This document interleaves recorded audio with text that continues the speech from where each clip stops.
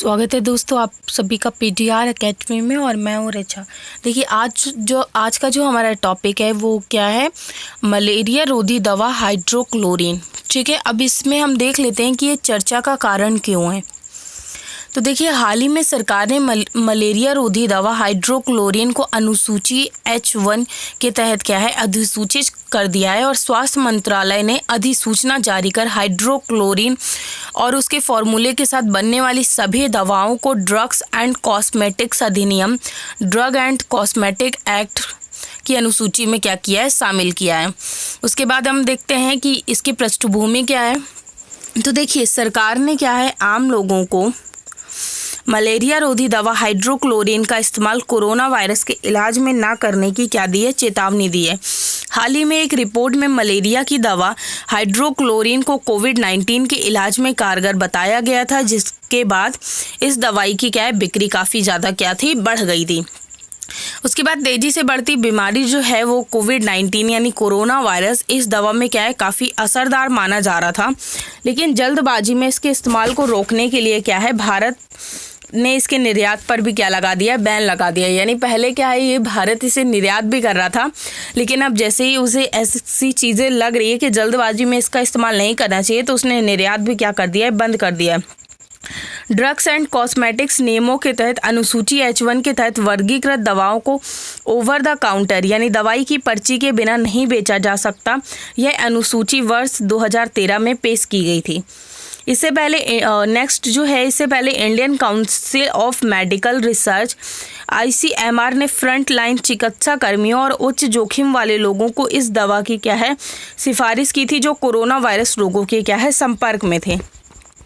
उसके बाद जो नेक्स्ट है वो हम ये देख लेते हैं कि आखिर जो अनुसूची H1 है वो है क्या। अनुसूची H1 जो है उसमें सूचीबद्ध दवाओं को निम्नलिखित शर्तों के साथ बेचा जाना आवश्यक है। तो देख लेते हैं क्या है। तो H1 दवाओं की आपूर्ति के लिए एक अलग रजिस्टर में क्या है पंजीकृत किया जाना आवश्यक है। रजिस्टर में प्रिस्क्राइबर, मरीज का नाम और पता होना चाहिए, याद रखिएगा। और यह वितरण आपूर्तिकर्ता द्वारा न्यूनतम 3 वर्षों के लिए रखा जाना चाहिए। और अनुसूची H1 के तहत सूचीबद्ध दवाओं में लाल रंग में RN के रूप में लेबल किया जाना चाहिए। उसके बाद जो नेक्स्ट है हमारा वो सूची H1 में शामिल कुछ दवाएं देख लेते हैं कि कौन कौन सी दवाएं जो हैं उसमें शामिल की गई हैं। डेरिपेनम, पेंटाजेसिन, हाइड्रोक्लोराइड, मासिक्लोसारिन, ट्रोमाडोल, जोल्पिडोम, बालोक्लोरासिन, अल्प्राजोलम, कफ सीरप, कोरेक्स सहित एंटीबायोटिक, हार्ट, किडनी और टीबी से संबंधित दवाएं जिनसे क्या है नशा आता हो वो क्या है H1 में क्या है शामिल की गई हैं।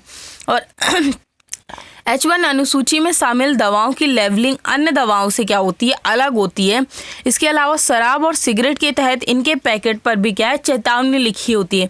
जैसे शराब और सिगरेट के पैकेट पर क्या है चेतावनी लिखी होती है कि ये स्वास्थ्य के लिए हानिकारक है। लाल रंग का प्रयोग सबसे ज़्यादा होगा और दवाओं के सावधानी से प्रयोग की बात दवा के रैपर पर क्या है लिखी होगी। तो ये क्या है, तो कुछ दवाएं हैं और क्या है ध्यान देनी होंगी ये बातें।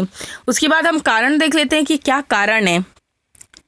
अनुसूची H1 में 46 किस्म के एंटीबायोटिक्स, नींद और टीबी जैसी बीमारियों के इलाज में काम आने वाली दवाइयों को क्या किया गया है, शामिल किया गया है। डॉक्टर्स के प्रिस्क्रिप्शन यानी बिना उनकी सलाह के बगैर इनकी बिक्री पर रोक लगाने के पीछे सरकार की यह सोच है कि लगातार एंटीबायोटिक्स का उपयोग बढ़ने के कारण लोग क्या हो रहे हैं, उसके आदी हो रहे हैं और इलाज के दौरान सामान्य दवाइयाँ उन पर असर नहीं कर रही। मतलब देखिए, इसमें जो सरकार का है वो सोचना क्या है कि जैसे हमें क्या होता है, कुछ भी प्रॉब्लम होती है ज़रा सा भी, तो हम डॉक्टर की सलाह लिए बगैर क्या करते हैं, मेडिकल से दवा लेकर आते हैं। अगर हमारा नॉर्मली सिर दर्द, पेट दर्द या हमें कोई पेन होता है तो हम नॉर्मली एंटीबायोटिक ले लेते हैं या पेन किलर ले लेते हैं। तो उससे क्या हो रहा है कि जो हमारी जो सामान्य दवाइयाँ हैं हमारे इलाज में वो क्या है काम नहीं आ रही। उसी में क्या है, ऐसे में हाई पावर ड्रग का इस्तेमाल करने के अलावा कोई चारा नहीं बच रहा। इस बात को ध्यान में रखकर इनकी खुली बिक्री पर क्या है रोक लगाई जा रही है। वही चीज़ है। अब इससे क्या है, इससे जुड़ा हम क्या देख लेते हैं, क्वेश्चन देख लेते हैं।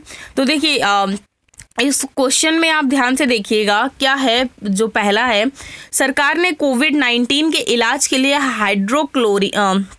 हाइड्रोक्लोरीन दवा को मंजूरी दी है। पहला जो है, सरकार ने हाइड्रोक्लोरीन के निर्यात पर बैन लगा दिया है और ड्रग्स एंड कॉस्मेटिक नियमों के अनुसार हाइड्रोक्लोरीन को सिर्फ डॉक्टर की अनुमति के बाद ही खरीदा जा सकता है।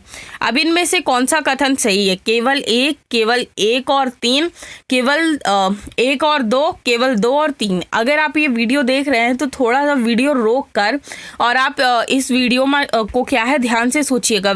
खैर, इसका जो आंसर है केवल 2 और 3, यानी सरकार ने हाइड्रोक्लोरीन के निर्यात पर बैन लगा दिया है और ड्रग्स एंड कॉस्मेटिक नियमों के अनुसार हाइड्रोक्लोरीन को सिर्फ डॉक्टर की अनुमति के बाद ही खरीदा जा सकता है।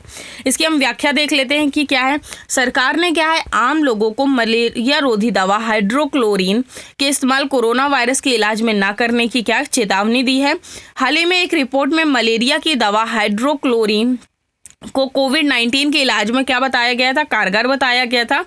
इसके बाद दवाई की बिक्री जो थी वो बढ़ गई थी और जल्दबाजी में इस्तेमाल को रोकने के लिए भारत ने निर्यात पर प्रतिबंध लगा दिया। ड्रग्स एंड कॉस्मेटिक नियमों के तहत दवाई को क्या ओवर द काउंटर नहीं बेचा जा सकता। तो ये आज का हमारा टॉपिक था। चलिए आज इसे हम यहीं समाप्त करते हैं। और देखिए आप लोग अगर वीडियोस मेरे देखते हैं और पीडीआर एकेडमी को सब्सक्राइब नहीं कर रहे हैं तो मेरी रिक्वेस्ट है कि प्लीज़ आप लोग सब्सक्राइब करते चलिए इसे। थैंक्स।